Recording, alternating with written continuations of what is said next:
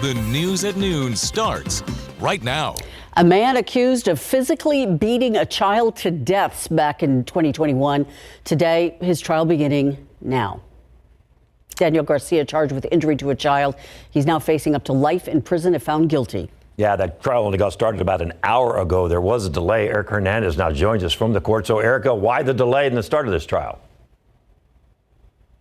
Yeah, so there was actually, David, several pre-trial motions that needed to be taken up before the jury was brought out. One of those being the live stream order. These are specific rules we have to follow in order to live stream this case. Some of those being there will be no live chat up on YouTube or on KSAT.com, as well as there's several witnesses we won't be able to live stream. Now, once it did get underway, the state started with opening. They laid out what happened and how they say they could prove Daniel physically abused 5-year-old Dominic Aguilar Acevedo to death in July 2021. But the defense is putting this all on Dominic's mother, Nicole Aguilar, who has since taken a plea deal for her testimony. They went into great detail in opening of all the alleged issues Nicole had and how Florida Family State Services had investigated her several times in his young life. Now, we will eventually be hearing from Nicole Aguilar. She is expected to testify at some point today, so that will be very interesting to see and hear what she's going to have to say. And per her plea deal, the maximum she is getting is 15 years. David, Ursula? Erica, obviously this is going to be a very emotional trial. Did the delay really have any effect on anybody, making them stay and wait a little bit longer than the actual trial was supposed to start? No, David, we really didn't see any impatience. I think people just wanted to make sure that everything was laid out and everybody knew what was going on and when was going on. The judge really made it clear to everybody, including the jury when they came out, what they could expect today. And we do expect about 3 or 4 witnesses, already hearing 2 of them, but I do expect Nicole Aguilar to be called up very soon. Now, when we did a preview of this trial, we saw mugshots of the 2 people that were arrested at the time that the little boy was killed and then found. They don't even look like the same people who have been in the courtroom. That's correct. As far as Nicole Aguilar, her hair has drastically changed since she's been in jail. And as far as Daniel Garcia, I mean, when he was arrested, you saw that mugshot. His hair was long. He's got a beard. Even in the weeks and years leading up to trial, his hair was still long. But when he was called in, when the jury was selected, we saw a completely different Daniel Garcia. His hair was cut, he was clean shaven, he's dressed up. So I know his defense team is working really hard to show that he is possibly innocent in this case. But we will see what the jury in the end decides. All right. Erica Hernandez reporting live from the Justice Center. We'll be watching. And a reminder, we are live streaming the parts of the trial that we are allowed to stream. Watch it on KSAT.com, KSAT Plus, or the KSAT YouTube channel. Let's get outside with live cam. We are knocking on the door of 90 degrees already at noon. What happened here? Yeah. Do we want to go outside with live cam? No. Do we want to look at it? No, I don't know. That doesn't look bad, but until you see that little 89 down there in the corner. Yeah, you see the sun starting to shine there over the airport. That's a bad sign. I mean, temperatures are really starting to warm up. I want to show you a time lapse from this morning, and we'll show you the clouds just kind of rolling through, but we've seen breaks here and there. And there's been enough breaks to get those temperatures up to 90 now officially, David, 90 at the airport with a feels like number of 99. South-southeasterly winds at 17, gusting to 24. So we've got a ton of moisture, got a ton of heat, and the heat index is going to be a real issue in the coming days. Let me show you what it feels like across the city. It feels like 97 in Converse, 97 at Stinson, 99 Poteet, 99 Pleasanton, 99 at Nixon, and 92 right now in Hondo. So heat indices are already jumping up into the 90s, closing in on 100, and we'll for sure see that feels like number jump above 100 today. 94 at 3 o'clock feels like 103. At 5 o'clock, we're at 96, feels like 105. 103 is what it will feel like at 6 o'clock. So any outdoor practices after school today, any outdoor activities, drink lots of water, be careful. And temperatures will slowly slip into the 80s tonight as clouds build back in. I've got bad news on this front. Looks like it's going to get even hotter by the weekend. The question will be, could we see any thunderstorms? We'll take a look at that chance coming up in just a couple minutes, guys. Thank you, Justin. Some good news from TxDOT. More lanes are now open along Loop 1604 on the north side. Check it out. We shared these pictures in a tweet yesterday. The tweet says that drivers now have 6 lanes they can use when going between Stone Oak Parkway and I-10. That's 3 lanes in each direction. It's all part of the expansion project that's underway in that particular part of town. Eventually, though, there's going to be 5 lanes in each direction, and they'll stretch from I-10 to 281. Workforce Solutions Career Center on the east side closed today after a fire outside of the building. It happened yesterday evening around 6:45 at the location on East Houston Street near South W.W. White Road. San Antonio fire investigators say there was a flower bed on fire outside the building, and arson is now investigating. We're told the Career Center will be closed as they check out all the damage. Right now, a man recovering after a house fire on the far west side. It happened on White Deer Lane, that's near Marbach and 1604. Fire crews tell us the debris from the fire made it hard for them to fight these flames. The home destroyed, a family of 4 inside at the time, but the father had to be taken to the hospital with burns, the Red Cross helping the family. At this point, it's unclear what sparked these flames. Uvalde CISD plans to hire a new police chief. That's according to a job posting on the district's website. The current police chief, Joshua Gutierrez, was hired as an interim police chief for the district back in November of 2022 after now former Chief Pete Arredondo was fired following his actions on the day of the shooting at Robb Elementary. Gutierrez is still listed as police chief on the department's website. The posting, he told KSAT in December of 22 that he was focused on rebuilding the department. Now, KSAT has emailed Gutierrez and UCISD for additional information on this transition that we still haven't gotten details on. We're going to bring you updates as soon as they become available.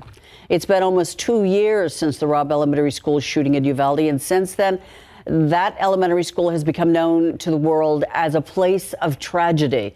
In our latest KSAT Explains, though, it had a different kind of history long before the shooting. There was a contest at the time that the school was being built as to for whom it should be named. My best friend was out there walking, and I did not know why. I did not understand. The school issue came up. We took advantage of that. A teacher's memory and a student walkout. Just some of the parts of the history of Robb Elementary. The full episode of KSAT Explains available right now on KSAT.com. All right, let's take you out to Houston. Over 100,000 people in that area are still without power. The map shows you that a lot of people are still waiting for the lights to come back on. CenterPoint Energy says a lot more people have had power restored by the end of today. However, the areas you see in darker blue right there, we'll have to wait until at least tomorrow. And it's all because of this, a huge bout of some nasty storms that hit Houston last week. The community still recovering, and they could use some help. The Texas Diaper Bank is one of the organizations answering that call. It plans to deliver diapers and other essentials to those in need in the Houston area. And it's asking for donations. And here's what they need: baby diapers and wipes, adult diapers and wipes. They also need period supplies. Go to texasdiaperbank.org for more information on how to donate. You can also make monetary donations on that website. Wimby is going to need a bigger trophy case. We'll tell you why coming up. It's one of the hardest things a family can go through, losing a child, but it's not something you have to go through alone. We're going to show you a local nonprofit that is offering support.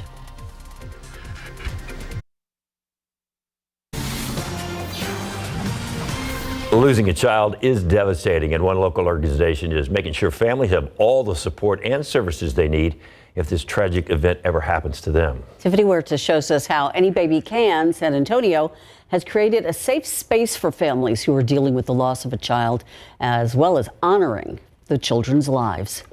The calming water sounds allow families to relax and remember their loved ones. This is my safe space, and this is where I know I'm a mom. Here, Mildred Monreal finds peace and thinks about her daughter, Courage. I know that she was a colorful girl just like her mom, and I just wanted to add just like music notes as well as just hearts. Mildred says she lost her daughter last year while at a hospital. Back in November, I found out I was pregnant on the same day that I gave birth, and when Courage passed away. She was not sure what to do next, but a caseworker pointed Mildred to the nonprofit Any Baby Can San Antonio. I completed a quick form when they reached out, and they placed a monetary gift towards the cremation, as well as me as my partner. We received earned necklaces, and I'm actually wearing mine today. The nonprofit offers a bereavement program that provides services to families who have lost a child of any age. What they provide is the listening ear, the helping hand, someone to help navigate the journey after you've lost a child. Recently, Any Baby Can added this memorial garden at their campus north of downtown for families to honor the lives of their children. This year, the bereavement program here at Any Baby Can served over 350 families. They offer funeral services, support groups, and counseling. We're seeing a huge increase in demand for our programs, unfortunately, but we want to make sure that any family that comes to us has access to all of the services that we can provide. Talking with all the other mothers here, I have been better connected with, yes, I am a mom. What message do you have for maybe other moms that are looking for a support group or information? There's a group, including Any Baby Can, the other moms, all of the partners, everybody, with open arms and with open hearts. Like I said, although that they may not be able to speak a solution immediately, they want to walk with you through the journey. Tiffany Huertas, KSAT 12 News. Ooh. Well, at least it's not 90 yet. Well, you did say it was 90 officially. Okay, officially it's 90, but that's cool compared to this weekend. Yes, this weekend's going to be a real scorcher, I think. Memorial Day weekend, I know a lot of people are going to be outside. Temperatures, we think now, will be near 100. That means the heat index is going to be even higher than that. So we really do have to start talking about heat safety and all those sort of things. The aquifer is down over a foot today to 634.2. I mean, this is the other side of things. We desperately need more rain. I feel like we've been saying that for years now, but that's where we stand. Today's pollen count, molds are moderate at 840. Those are down a little bit. Grass is low, as is pigweed. We look ahead to those hot temperatures coming up.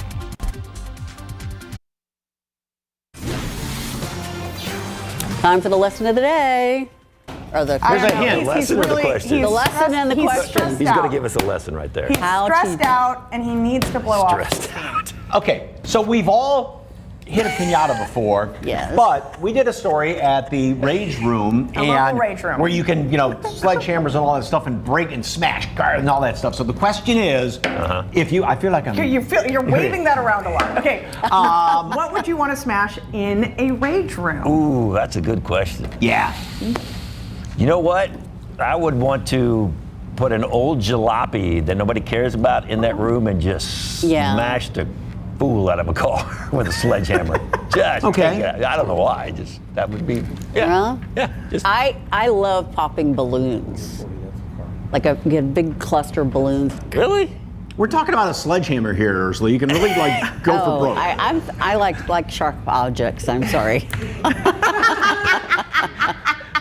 You can do that at home, though, with the balloons or in the newsroom. So what about you? A sledgehammer. I have to think about that. Yeah. Yeah.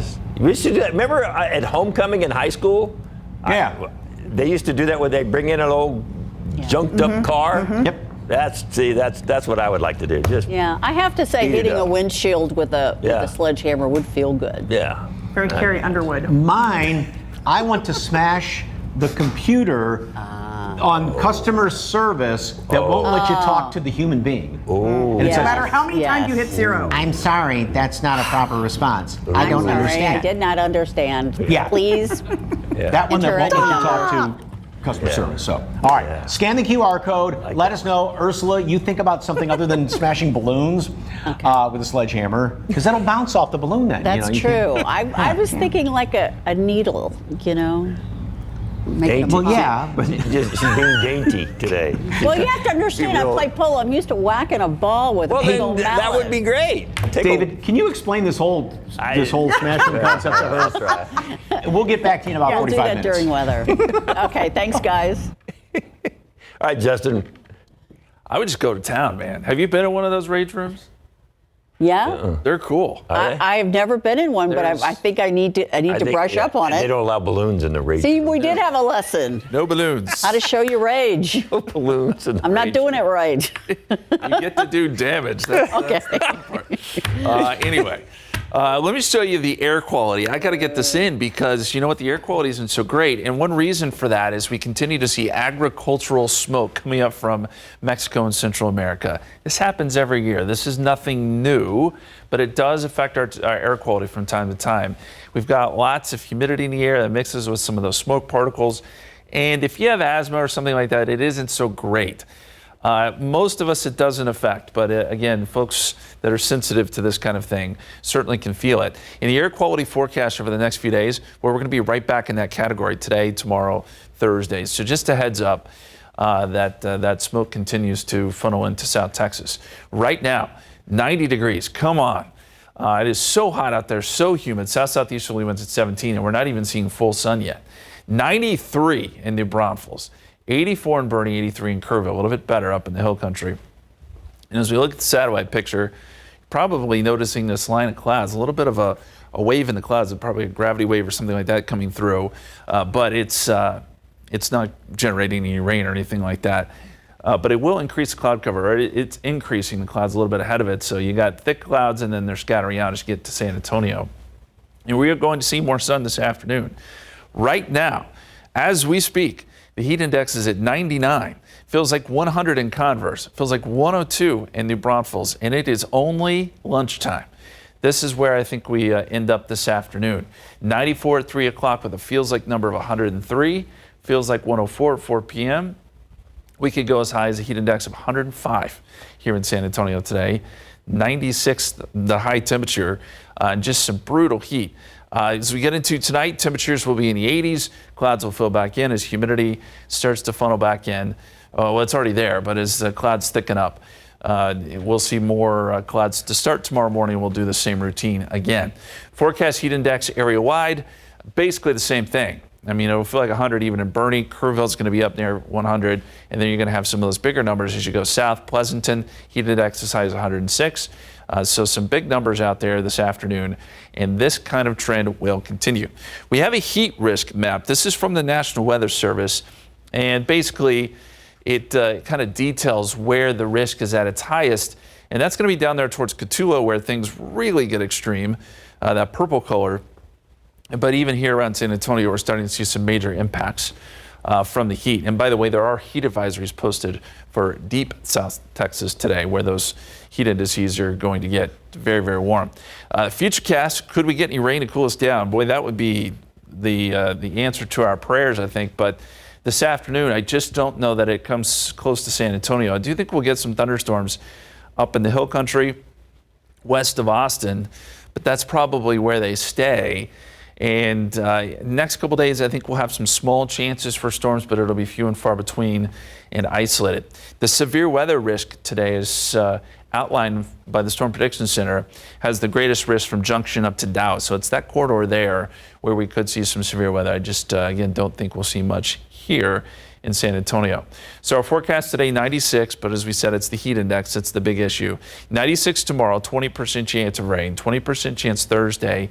I did put in a 10% chance there Friday and Saturday, but almost negligible. 98 Friday, 99 Saturday, 100 on Sunday. I did want to forecast 100, but the computer models didn't leave me much choice. 20% chance there on Monday for Memorial Day. So take care this weekend if you are going to be out. Yes. Ouch. You could have gone with 99. It would have been fine. Yeah, okay nobody would have told on you. Yeah. Little lies. Yeah, it's just a little lie.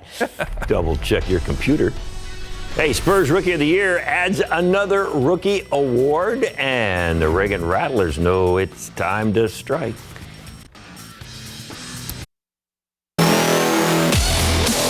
Another award for Spurs rookie Victor Wembanyama. He's already been named the Rookie of the Year, and now he is a member of the 2023-24 NBA All-Rookie First Team. Wemby led all rookies in scoring, rebounds, and blocks per game this season. He's the second rookie in NBA history to lead the league in blocks at 3.5 a game with 254 total blocks. Manu Bol was the first in 1985-86. Wembanyama becomes the 12th player in Spurs franchise history to be named all-rookie first team to receive the votes since Kawhi in 2011-2012. All right, so here's a look at your NBA all-first team. There's Victor, there's Chet Holmgren, Brandon, Jamie, and Brandon. And, of course, Victor, a unanimous selection. A little injury, not a big deal for Indiana Fever rookie Caitlin Clark. Yeah, she looks like she's in some pain down there on the floor. It happened on this play right here in the second quarter against the Connecticut Sun. She went down in obvious pain. She stayed down for a bit. Her teammate, Elia Boston, checked in on her and then implored the ref to stop the game right after she scored. Please stop the game. She's in pain. And she eventually walked off the court under her own power. You can look again and you can see, rolls that ankle while trying to defend.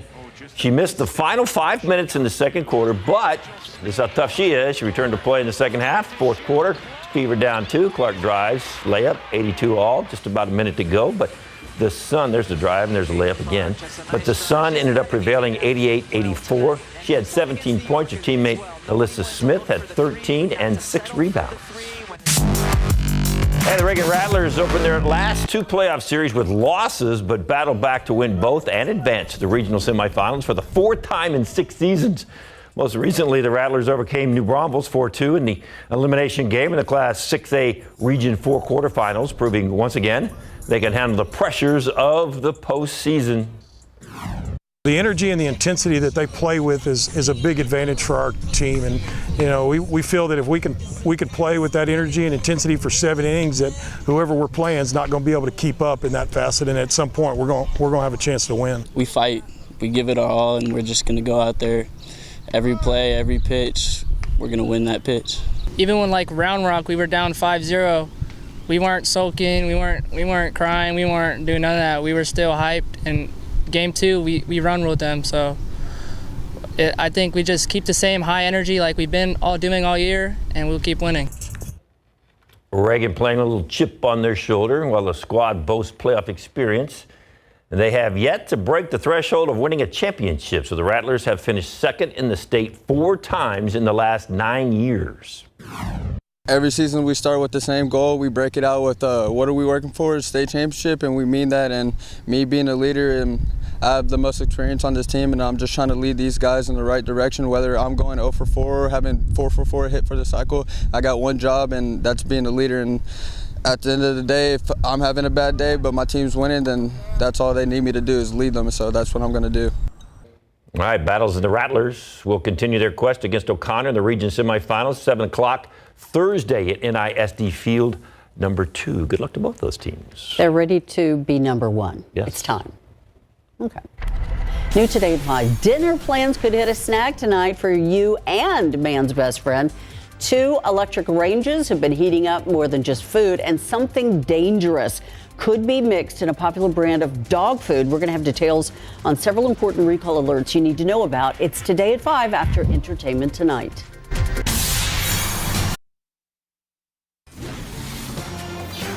The disparity in the health care between men and women, it's not just a theory, it's a fact.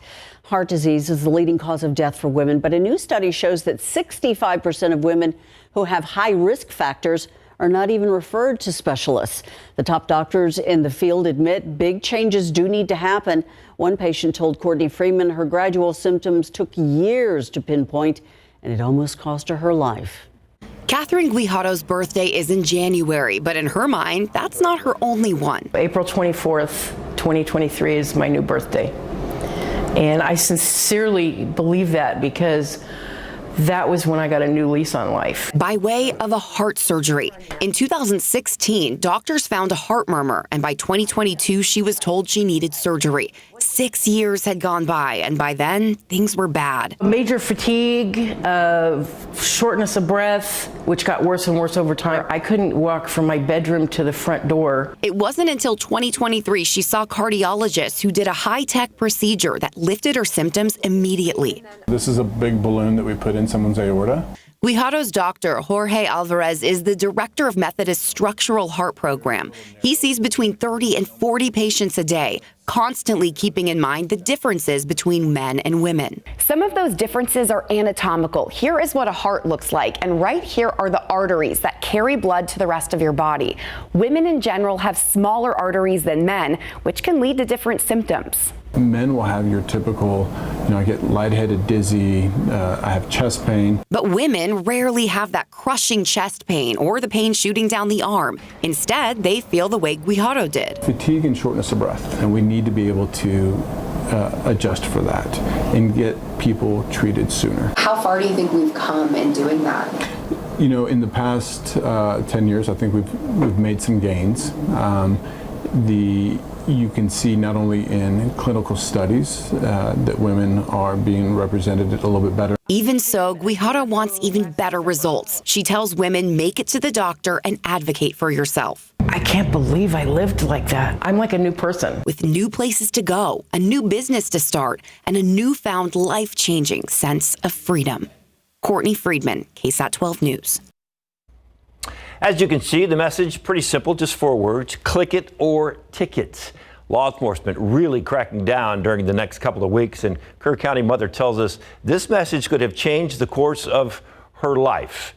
This is David Pellestrant. He was killed back in 2021 during a rollover crash on I-10.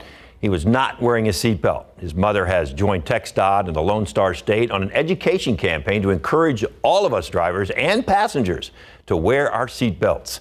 Pellestrant was a passenger in a Ford pickup truck that was going over 80 miles an hour when it rolled over on the highway. His mother says her son was getting ready to graduate and start his life. We didn't see David go to his senior prom. We didn't get the chance to see David walk across the stage at graduation. We don't get to see David start a family. I don't get to dance with my son at his wedding, all because he made the choice of not buckling up. The person driving the truck during that crash, Jonas Stone, currently serving a 10-year sentence for intoxication manslaughter. He is eligible for parole next year. And it's stories just like this that TxDOT hopes will help people avoid the same situation. Their Click It or Ticket campaign, according to TxDOT statistics, wearing a seatbelt sitting in the front part of a vehicle can reduce the risk of dying by 45%. And that number actually goes up to 60% if you're riding in or driving a pickup truck.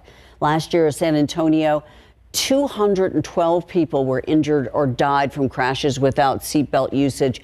In Texas, though, more than 1,000 people died while not wearing a seatbelt. That's a lot of deaths. The Click It or Ticket program is in effect until June 2nd.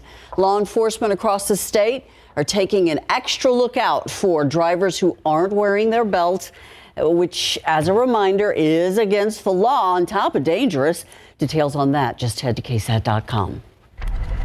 Let's get out with, you know what? I'm so glad it finally got over 90 because I was worried about if it was ever really going to get there. It's a news show. No worries. We got you there. You were concerned? Yeah, I was. This is some nasty stuff. Come on now. It's for late May. I mean, it's not completely unheard of, but it's not exactly what we were hoping for this year. And it's not just us. Look, the whole state is starting to get underneath this extreme heat. Let me show you the heat index across the state right now. Places like Corpus Christi and Laredo, well, they do have it worse than us. They're at 104 for their feels like number. Even Houston right now, the feels like there's 101, 105 in Brownsville. And it's going to be to the point there in deep South Texas where there are heat advisories in effect because heat index values can get up to 110. Places like Cotulla and Point South. So that is that big time heat that we don't really love so much. The forecast over the next several days, well, it takes temperatures even higher, and as a result, heat indices go a little bit higher. So the heat index is this number up here. This is the air temperature. This is the average temperature for this time of year, 88. But we're forecasting 98 by Friday, 99 by Saturday, and yes, I do think we'll be up around 100 by Sunday. So Memorial Day weekend is going to be very hot. Heat indices will be 105 plus. Coming up, we're going to take another look at that rain chance and where we may have our best opportunity here in just a few minutes, guys. All right, Justin, thank you. The battle over border security, not over. The Senate is expected to vote on a bipartisan border bill this week that beefs up border security. The bill may look familiar. It's part of a foreign aid package introduced back in February. That failed to advance after Republicans and former President Trump criticized the bill. Senate Majority Leader Chuck Schumer acknowledged that the uphill battle the bill has to get enough votes to advance. Either way, border security will be a hot topic this November. The Environmental Protection Agency now warning of a cybersecurity threat to public water systems. The agency says that 70% of the water utilities it inspected did not meet the standards from the Safe Drinking Water Act to prevent attacks. Some of the issues include outdated passwords and easily compromised login information. EPA and national security officials say letters have been sent to the governors across the U.S. about the threat and the importance of taking action to repair the issues and create stronger cybersecurity protection. Officials say that China, Russia, and Iran have all already disrupted water systems with cyber attacks. New research showing that cannabis poisonings have tripled in older adults since the substance became legalized in Canada. Researchers say that edibles are becoming increasingly popular among older adults, including baked goods, candies, and beverages. But some of those users may be unaware of the strength of today's weed. The study finds that the largest jump in emergency room visits for cannabis poisoning is among older adults. That contradicts the theory that it's mainly young people enjoying legalized weed. A new study found many people stop using Wegovy and other weight loss drugs too quickly. An analysis of health insurance claims found about 58% of patients say the GLP-1 drugs for less than 12 weeks, which is the key to the benchmark. Professional organizations recommend reassessing, though, after 12 weeks to determine whether there's been clinically meaningful weight loss. In other words, it stays. The analysis also showed nearly a third of people dropped the drug before they reached the targeted dose. Experts say impatience with results, cost, and side effects might be driving patients away. And since so many people are taking those weight loss medications, one company is looking to cater to them. Nestle is coming out with a new line of meals specifically for people taking drugs like Ozempic. The new frozen food brand called Vital Pursuit will consist of 12 portion-controlled meals that are high in protein and fiber. The line will hit grocery stores later this year with a suggested retail price of under $5.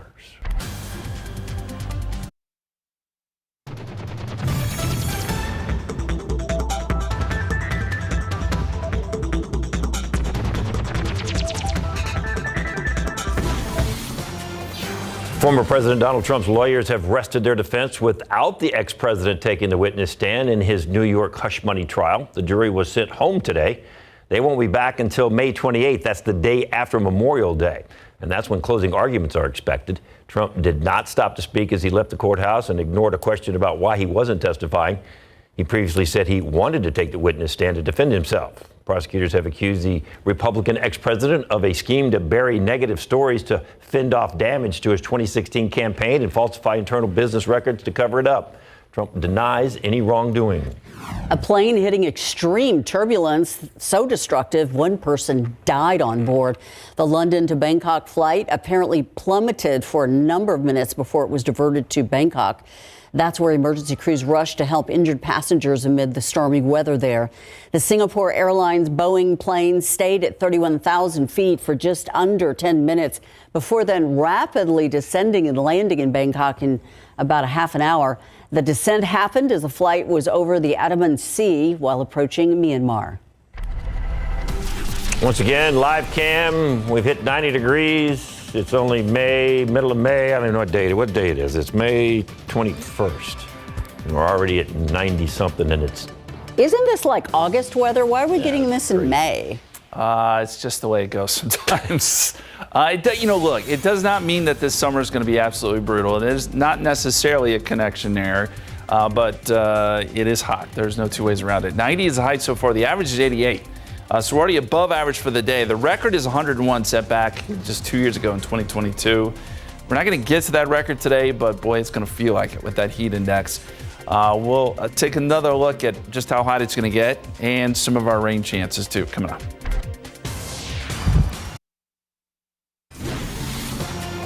All right, so Justin kind of touched on it a second ago. I know Sarah Spivey is working on an article about this condition that we're in right now. It's really hot. We got a heat index of probably over 100. What does it mean? Does it mean we're going to get those 75, 100-degree days that we had? Was it 75 last year? 75. But I Who's think counting? the last time we had that high count, I think the 100-degree days started in April. Yeah, but does what it does now affect what it does later? Not always, not always, All right. and that's the kind of glimmer of hope I want to let people know. That's that what we see in May does not always dictate what happens in the summer. Things can change. We're expecting an active hurricane season, so that can play a role in all of this.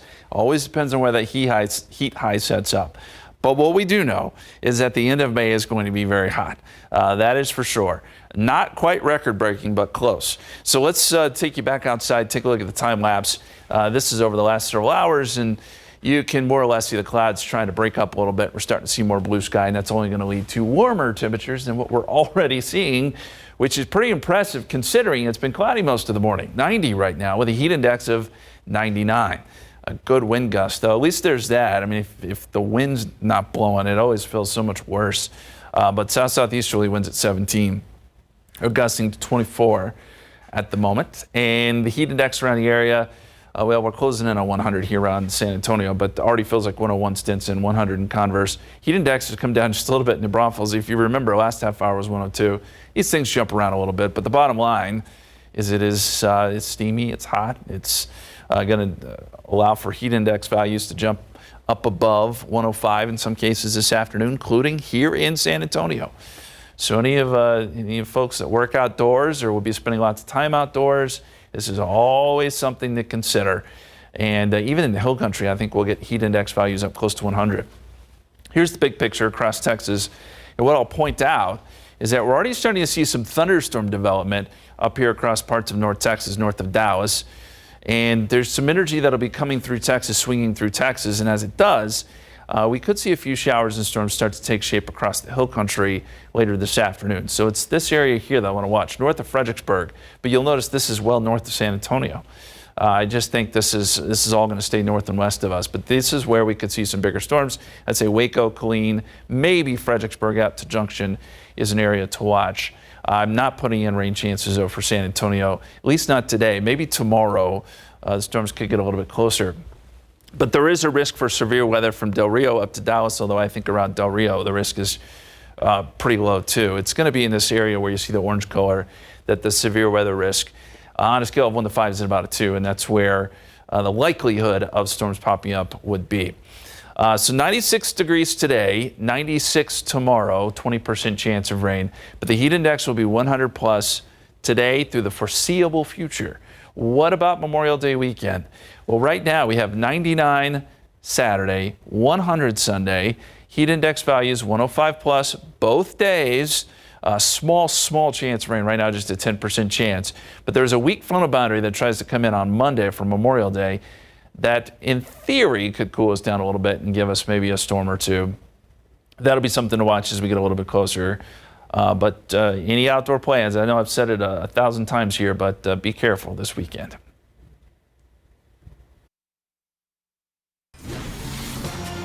I hope Mike got all his aggression down on that piñata.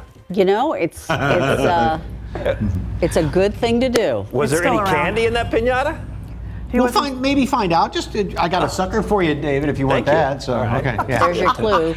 All right. We have got something even better than the candy out of a piñata. Oh, yes. Mona German joins us from Mona's Cuisine, and we are making a delicious dessert today, right? We are making bananas fostered with a little bit of Myers rum. Ooh, so we can lay that on fire. What's the secret to cooking with bananas? The secret is to get a banana that is a wee bit firm. You don't want an overly ripe banana. It's going to be too soft. That you use for the banana nut bread. So exactly. We are going to feast on Dinah on that. All right, Jen is always good, but today she is extra fine.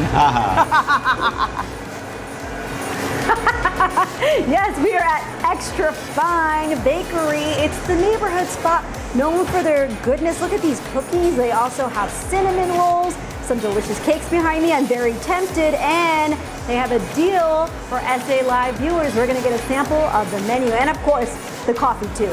Stick around.